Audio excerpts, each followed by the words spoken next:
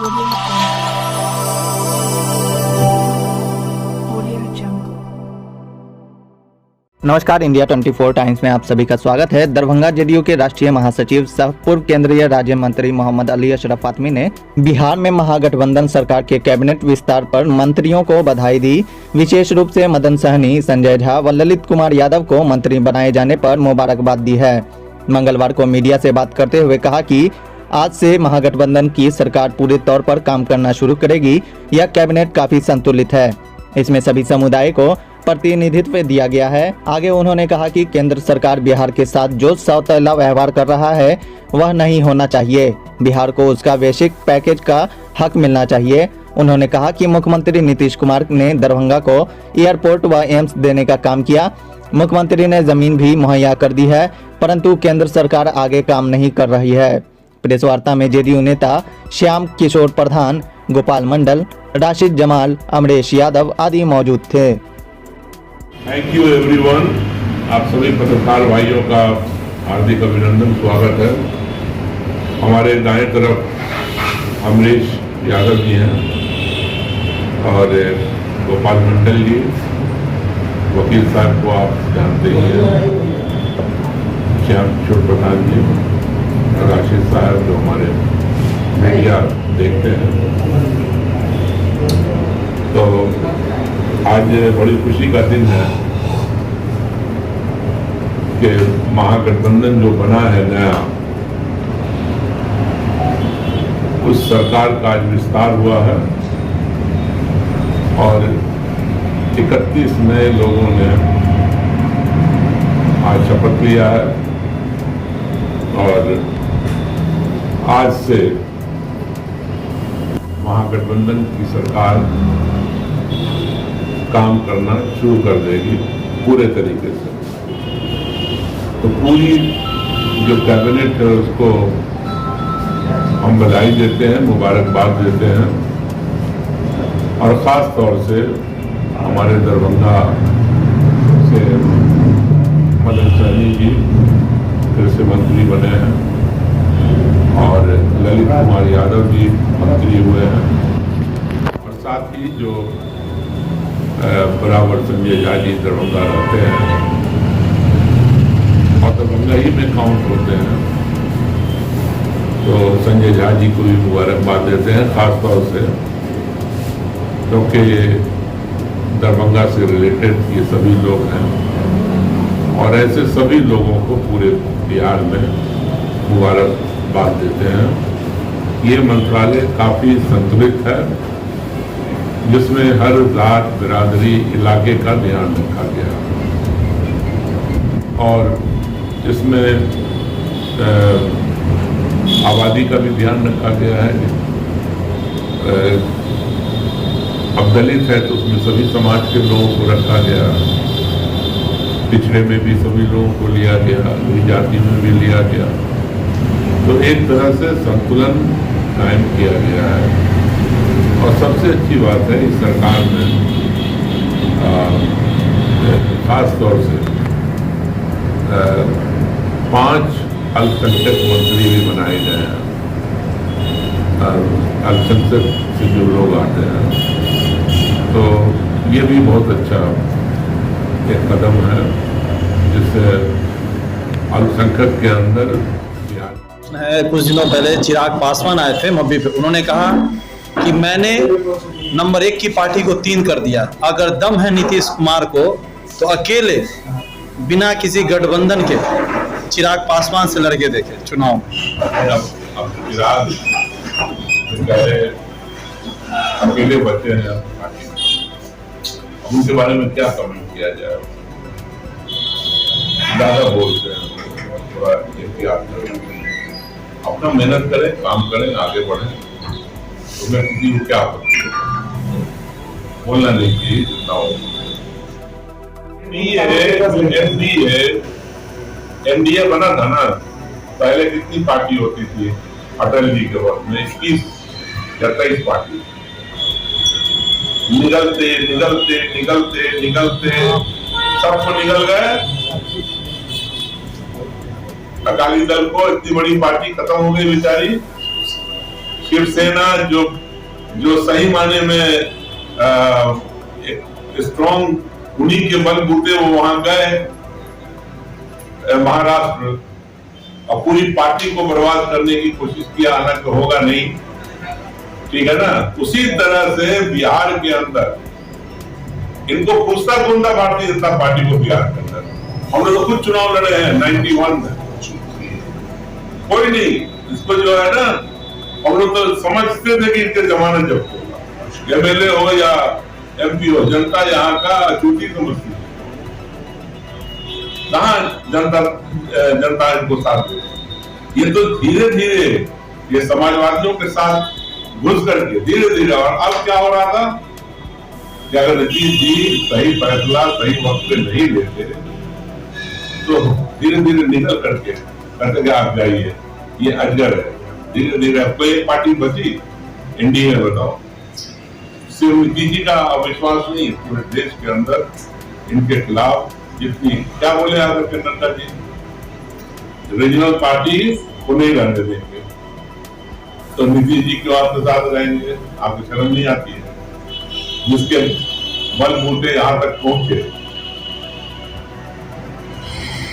तो जहां तक सवाल पैदा होता है, परिस्थिति आपको करीब लाती है, तो जो एक सोच के लोग हैं वो एक साथ हुए, और अब इसके बाद अलग होने का सवाल ही नहीं, ताकत आएगी, हो जाएगी, हम लोग बिहार पे भी हुकूमत करेंगे और हम लोग दिल्ली पर भी करेंगे। उनको सब मालूम है, जमीन दिया जा चुका, सब मालूम है। उनसे कहिए पैसा लाके दे, उनसे कहिए कि दरभंगा को राजधानी ट्रेन दे, उनसे कहिए कि दरभंगा में शिक्षा के विकास के लिए कुछ करे। सिर्फ माला पहलाने से नहीं होगा, तो जो मकाने का माला लिए घूमते हैं अपाद दरभंगा का, और पहनाते रहते हैं, तो उससे नहीं होगा। पैसा लाए, झूठ नहीं बोले, इंटरनेशनल एयरपोर्ट डिक्लेयर कराया, उसके लिए पैसा लाए, टर्मिनल बने वहां, ताकि ज्यादा से ज्यादा जहाज यहाँ उतर। उनकी तो कारकर्दगी जो है ना जीरो है, सिफर, 0/सन्नाटा, कुछ नहीं। लगातार वो बोल रहे हैं कि भाई बोलने को क्या है, माला लेके घूमते रहे, और होता है ना माला नेता, माला वाले, दूसरा प्रश्न है, माला वाले नेता वो बोल रहे हैं कि जदयू कब पलटी मार जाएगी कोई ठिकाना नहीं है, कभी भी मार सकती है, ये सरकार लंबी नहीं चलेगी। पलटी मार कहीं नहीं चलेगी। आपको क्यों तकलीफ हो रही है? आपको क्यों तकलीफ हो रही है? मानो महंगाई बढ़ रही है, उसकी बात नहीं करें, बेरोजगारी बढ़ रही है, उसकी बात नहीं होती।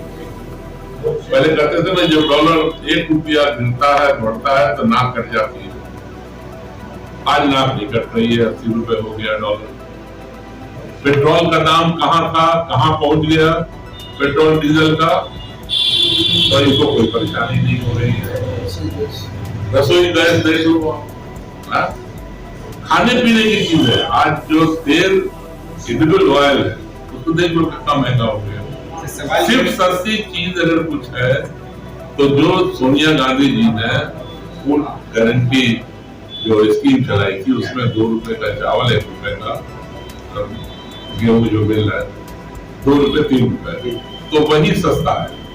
वरना मार्केट में जाइए आप, चीनी कितने का हो गया, दूध कितने का हो गया, मालूम करिए। तो अर्थव्यवस्था जो है मुल्क की चरमरा गई है, ठीक है। और चरमराने में जो असल बात किया है कि जो बड़े लोग हैं, उद्योगपति, उनकी तो आमदनी बढ़ रही है। ये जो middle class, lower middle class, जो गरीब लोग हैं, वो परेशान। हो सकता है कि आप देखते होंगे कि जो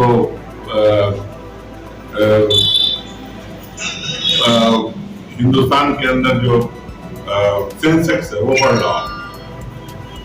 तो सेंसेक्स बढ़ने से ये मत समझो कि लोगों के पेट में अनाज मिल रहा है आसानी से, रोजगार मिल रहा है आसानी से, कारोबार बढ़ रहा है। मैं अभी बात कर रहा हूँ मिडिल क्लास और लोअर मिडिल क्लास इंडस्ट्री, कितनी बुरी हालत है आप इमेजिन नहीं कर सकते। सर लोग मुल्क छोड़ रहे हैं, कितने बिलियनर जो थे वो मुल्क छोड़ रहे हैं, उनको सेफ्टी सिक्योरिटी नजर नहीं आ रही। तो जो माहौल देश का बनाया जा रहा है, जब आप बहुत ही खराब हालत से गुजर रहे हैं, मुल्क के हालात अच्छे होने चाहिए, भाईचारा प्यार होना चाहिए, मोहब्बत होना चाहिए। जो फाउंडेशन है आपका, हम एक होकर के रहेंगे, एक होकर के बढ़ेंगे, तो स्लोगन तो होता है आपका सबका साथ सबका विकास, लेकिन सिर्फ लड़ाई के अलावा भारतीय जनता पार्टी किसी चीज की बात ही नहीं करती। अब जो मजहबी त्योहार है उसका भी मिसयूज करने लगी है।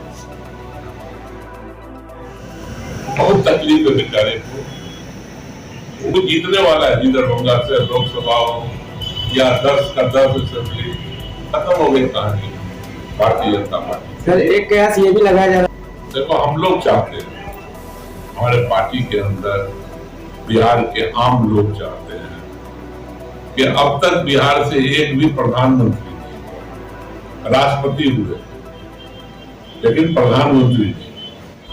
तो पहली दफा अगर ऐसा होगा, अगर ये हुआ तो कोई बिहारी प्रधानमंत्री बनेगा, तो ये आम आदमी और हमारी पार्टी दोनों की ख्वाहिश है कि वो निश्चित रूप से अगर मुमकिन हो सके सभी पार्टी दिल्ली के अंदर विपक्ष के नेता तैयार हो तो उनको मना नहीं करना चाहिए और उनको प्रधानमंत्री का उम्मीदवार बनना चाहिए। तो वो कौन सी योग्यता चाहिए?